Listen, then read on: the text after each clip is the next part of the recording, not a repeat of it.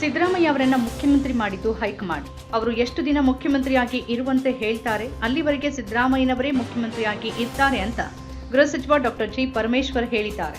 ಅಧಿಕಾರ ಹಂಚಿಕೆಯ ಬಗ್ಗೆ ಯಾವುದೇ ಒಪ್ಪಂದದ ಪ್ರಸ್ತಾಪ ಆಗಿಲ್ಲ. ಸಿಎಂ ಬದಲಾವಣೆ ವಿಚಾರ ಕೇವಲ ಮಾಧ್ಯಮಗಳಲ್ಲಿನ ಗೊಂದಲ. ನಮ್ಮ ಪಕ್ಷದಲ್ಲಿ ಯಾವುದೇ ಗೊಂದಲ ಇಲ್ಲ. ಗೊಂದಲ ಇದ್ರೆ ಸಿಎಲ್ಪಿ ಮೀಟಿಂಗ್ನಲ್ಲಿ ಅದನ್ನ ಚರ್ಚೆ ಮಾಡ್ತಿದ್ರು ಅಂತ ಹೇಳಿದ್ದಾರೆ.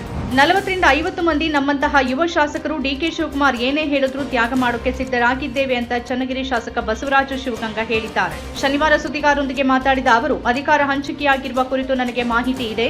139 ಶಾಸಕರ ಬೆಂಬಲ ಡಿಕೆಶಿ ಅವರಿಗೆ ಇದೆ.